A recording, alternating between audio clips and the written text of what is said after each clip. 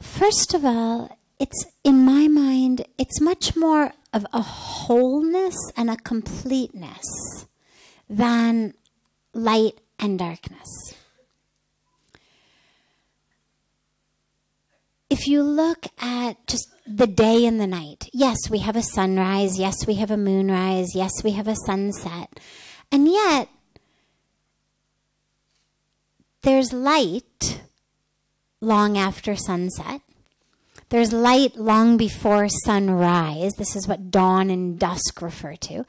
And so there's not really a very, very exact fine line where you can say, half a second ago it was light and now it's dark.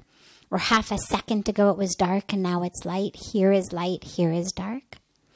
And the reason that that's important for me is that they're all part of a whole. And when you think, though, of positive vibes and our obsession with them, there's a story I'll tell about this. There was a fantastically wonderful, wonderful spiritual teacher, spiritual master who passed away a few years ago, who lived in Rishikesh, named Swami Dayanandji Maharaj. And one year in our International Yoga Festival, he gave a talk about this. And he was talking about the Western sort of New Age obsession with this just good vibrations, positive thinking. And what happens with that is it's truth, but it's truth pulled out of context. And so our scriptures, our sages, our rishis, our saints emphasize, as you think, so you create your reality. And of course, we all would love our reality to be positive. So why not think positive? I mean, who's gonna think about poverty and misery if that's what I'm going to be creating by thinking about it? So we all need to think positively because of the impact of our thoughts on our world. And what we now know neurologically, which I speak about in here almost every night, is the literal, physical, energetic impact of our thoughts on the world. And yet, it's not as simple as it's been made in a lot of the New Agey world. And so what Swami Dayanandji Maharaj said was fantastic. So I'm going to share it with you all. He said he was speaking about positive thinking and this obsession, as you said, with positive thinking. And he said, you know, one day I was with a good friend of mine who is very, very fat, and he has diabetes and he has high blood pressure, and the doctors have put him on a very strict diet. And he said, and I see him one day eating a donut. And he said, and I said to him, hey friend, how can you possibly be eating a donut? You've got diabetes, you're obese, you've got high blood pressure, your doctors have put you on this very strict diet. A donut is, you know, nothing but fried, greasy, sugary, fat and flour. How can you possibly be eating a donut? And he said, and my friend said to me, well, see, Swamiji, I have started a practice of positive thinking. And see, the donut has two parts.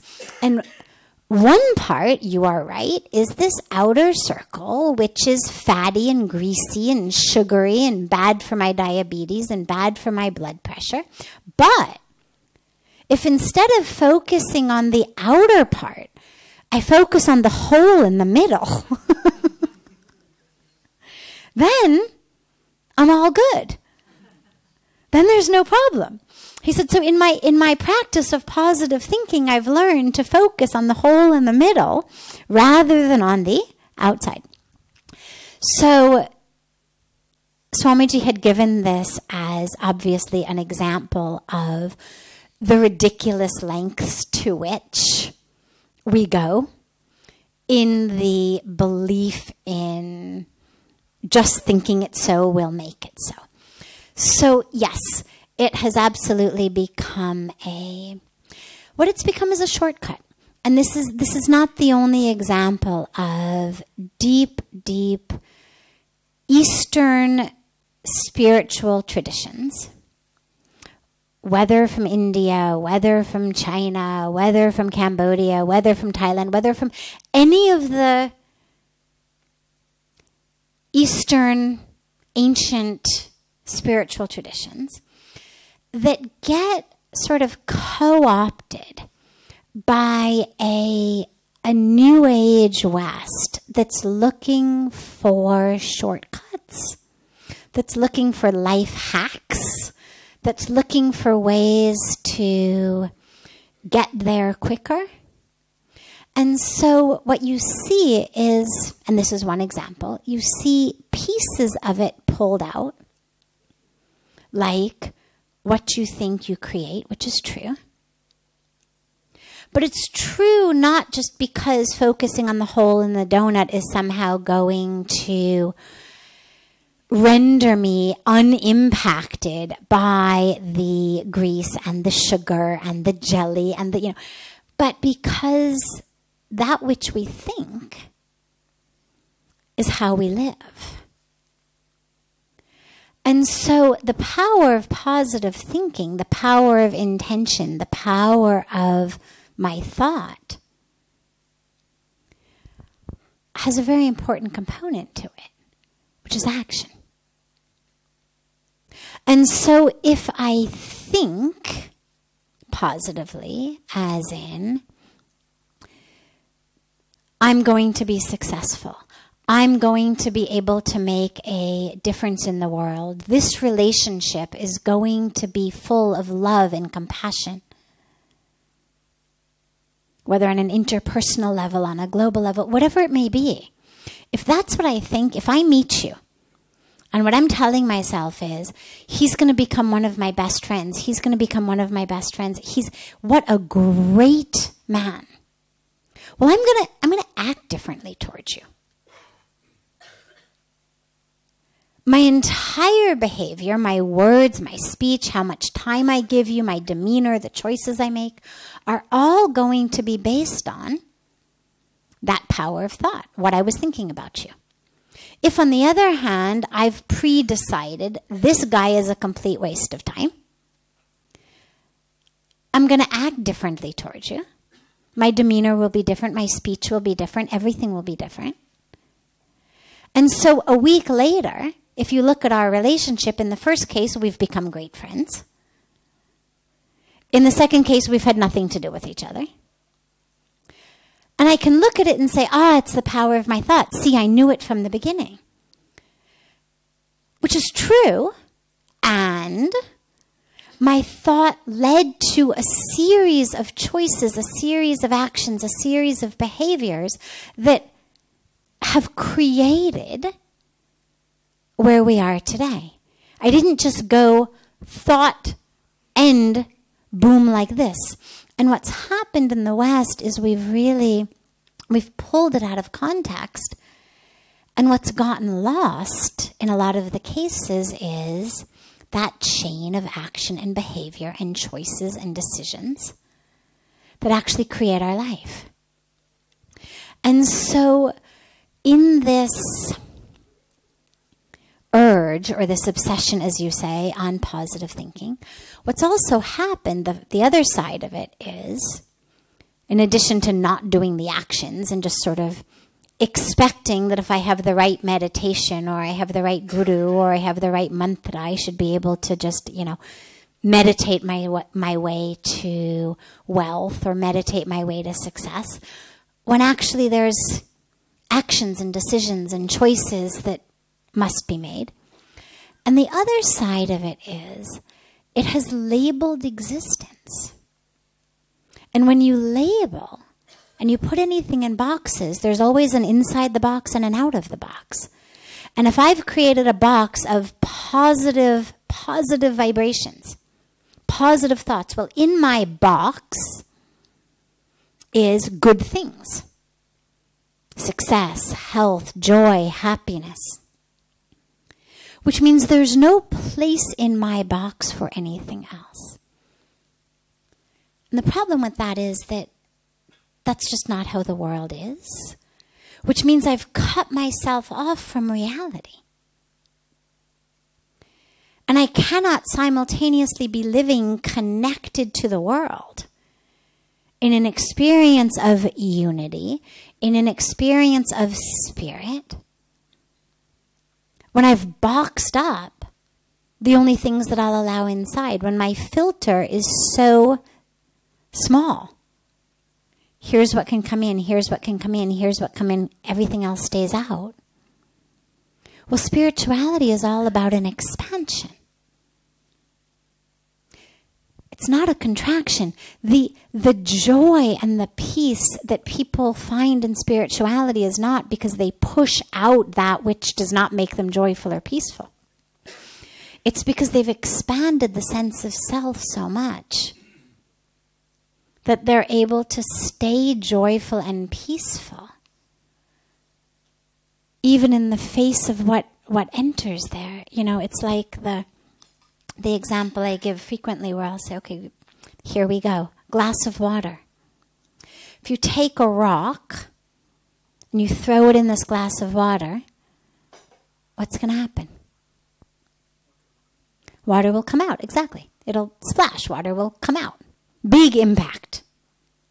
Negative impact, you can say, if ultimately your goal was to keep all the water inside and calm.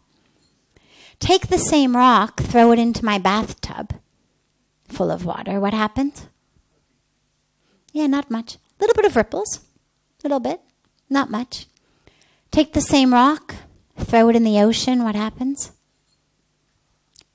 Virtually nothing in the scheme of the ocean. And what most of us try to do, and where this teaching of positivity has gotten, in my opinion, where it's gone a little awry, is it has said, okay, my goal is to keep the water of myself calm, okay? To stay peaceful. No ripples, no splashes. And what it's done is it has therefore created a container around itself that is so small to ensure that not even the tiniest pebble could get inside and create ripples. But ultimately what spirituality is about is expanding the sense of self so much that you are the ocean. So yeah, there are rocks. But because I'm identified as the ocean rather than the tiny glass of water, I'm able to stay peaceful. I'm able to stay anchored in positivity despite that which is happening. So I wouldn't say that we need to go out looking for the darkness so much as that we need to expand our sense of self to be an experience that encompasses all. And when you talk about encompassing all, well, along with health, there's sickness. Along with life, there's death. I mean, you can't push death out of any reality. I mean, you can, but only for a very short period of time. And so when you think about ultimate highest truth, it can't be something that's dependent upon how long your loved ones are going to live. Dependent upon how long you can go before getting the next flu. Dependent upon how long it's going to be before the stock market crashes or your house catches on fire. I mean, because we can push a lot out of our lives, but you can't push life out of your life. And ultimately, we're all going to get sick. Ultimately, we're all going to die. Ultimately, we're all going to lose our loved ones. It's just part of the package of life. And so any spiritual practice that is so limiting is one that I would not endorse very strongly, since ultimately when we talk about spirituality, it's always eternal, right? I mean, Sanatan Dharma, eternal way of life, It's not the way of life until you get sick. The way of life until you lose a loved one. The way of life until the stock market crashes or until your house burns down. So it's got to be something that it enables us to have it all. And, you know, in nature it's all there. The dry seasons, the wet seasons, the hot seasons, the cold seasons. Flowering seasons, non-flowering seasons. And so I like to think of it like that rather than dark and light or good and bad. Because, you know, it's all there. It's all part of a whole rather than one extreme over here and one extreme over there. If we open our spirituality to include and embrace and become one with the light, the dark, the wet, the dry, the cold, the hot, the flowering, the non-flowering, then you know that you're connecting to creation.